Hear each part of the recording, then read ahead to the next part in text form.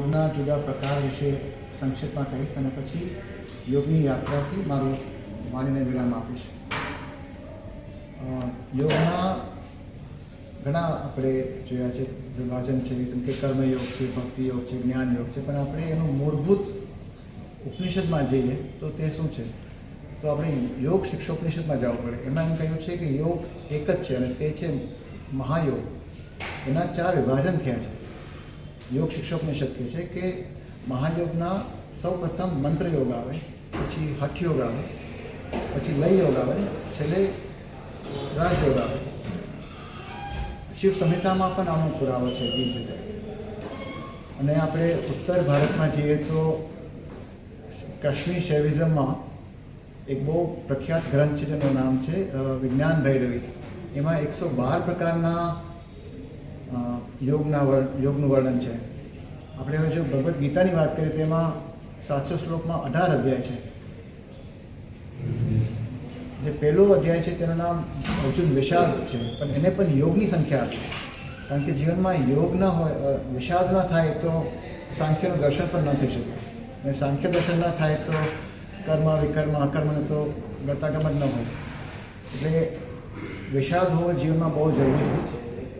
શ્રી અરવિંદો કહે છે કે યાદ આવે છે કે ઓ thou that lovest strike me, if thou strike me not now I should know thou lovest me not. એનું ગુજરાતી અશુદ્ધ એવું થાય કે હે ભક્ત વત્સલ, તું મારા ઉપર પ્રહાર કર, દુઃખનો પ્રહાર કર.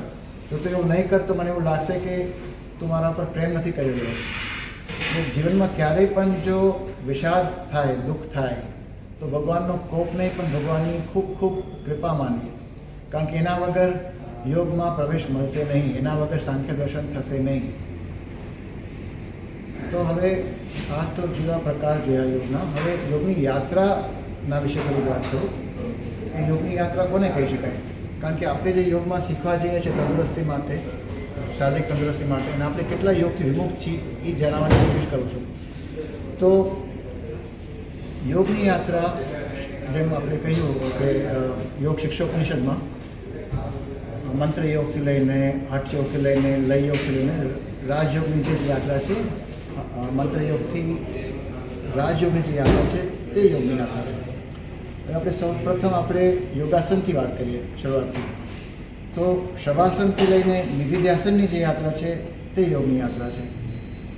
એક સ્તર ઉપર આવીએ, અષ્ટાંગ યોગની જો વાત કરીએ તો યમ નિયમ જે 8 અંગ છે, યમ નિયમ પ્રાણાયામ, આસન પ્રાણાયામ, પ્રત્યાહાર, ધારણા, ધ્યાન, સમાધિ.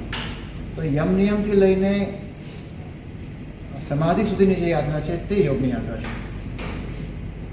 જે પહેલાં જે 3 છે, યમ નિયમ ને આસન ને પ્રાણાયામ, તે બહિરંગ કહેવામાં આવે છે, બહિરંગ ઉપાસના. અને જે પ્રત્યાહાર છે તે સેતુ છે, સેતુ જેવું કામ કરે છે, બહિરંગથી અંતરંગની તરફ લઈ જાય. અને ધારણા, ધ્યાન, સમાધિ છે તે અંતરંગ સાધના કહેવાય છે. અને અંતરંગ સાધનાના પણ 4 પહેલું છે. યાત્રાના, યોગની યાત્રાની વાત કરું છું અત્યારે, કે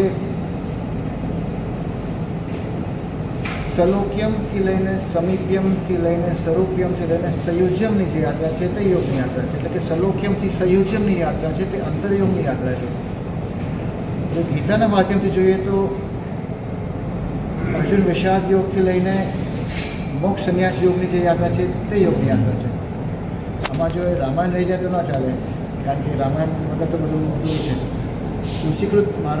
તુલસીજી મહારાજ એનો બહુ સરસ ઉલ્લેખ છે કે એને એક તુલસીકૃત રુદ્રાષ્ટકમ છે, નમામિ શમીશાન નિર્વાણ રૂપમ કરીને. એમાં એક પંક્તિ બહુ સુંદર છે કે નિરાકાર ઓમકાર રૂપમ તુર્યમ તુર્યમ, નિરાકાર ઓમકાર મૂલમ તુર્યમ. નિરાકારથી તુર્યમની જે યાત્રા છે તે યોગની યાત્રા છે. એટલે છેલ્લે હું બૃહદારણ્યક ઉપનિષદ ઉપર આનું પુષ્ટિકરણ કરી અને મારી વાણીને વિરામ આપું છું કે બૃહદારણ્યક ઉપનિષદમાં શાંતિ મંત્ર છે, એમાં 3 પહેલું છે. ત્રીજા સ્તરથી ચાલુ કરીએ તો મૃત્યુથી અમૃતમની જે યાત્રા છે તે યોગની યાત્રા છે. શેક્સપિયરજી આના ઉપર બહુ સરસ ટિપ્પણી કરી છે એના સોનેટમાં, sonnet 146. He says, and so shall thou feed on death, and death once dead, there is no more dying then. બીજા સ્તરે લઈએ તો તમસથી લઈને જ્યોતિર જ્યોતિ તરફની જે યાત્રા છે તે યોગની યાત્રા છે. તમસ છે તે અંધકારનું પ્રતીક છે, અંધકાર અથવા અજ્ઞાનતાનું પ્રતીક છે, અને જ્યોતિ છે તે જ્ઞાનોદયનું પ્રતીક છે. અને આપણે જ્ઞાનની વાત કરીએ ત્યારે જ્ઞાનમાં અપરાધનું જ્ઞાન નહીં પણ પરાજ્ઞાનની વાત થાય છે. એટલે અંધકારથી પરાજ્ઞાનની જે યાત્રા છે તે યોગની યાત્રા છે. અને છેવટે જે સર્વપ્રથમ સ્તર છે એમાં એવું છે કે અસતથી સતની જે યાત્રા છે તે યોગની યાત્રા છે. અને વેદાંતિક ઉપનિષદનો જે મહામંત્ર છે એફર્મેશન શાંતિ મંત્ર, કેમ કે છે કે અસતોમાં અસત ગમાય. અસતમાં માં એટલે સંસ્કૃતમાં નહીં થાય, મને અસતમાં નહીં રાખે તો હું મને સત્ય તરફ લઈ જાય લીડ ટુવર્ડ્સ ટ્રુથ. અસતોમાં અસત ગમાય, તમસોમાં જ્યોતિર્ગમય, મૃત્યુર્માં અમૃતમ ગમાય. ઓમ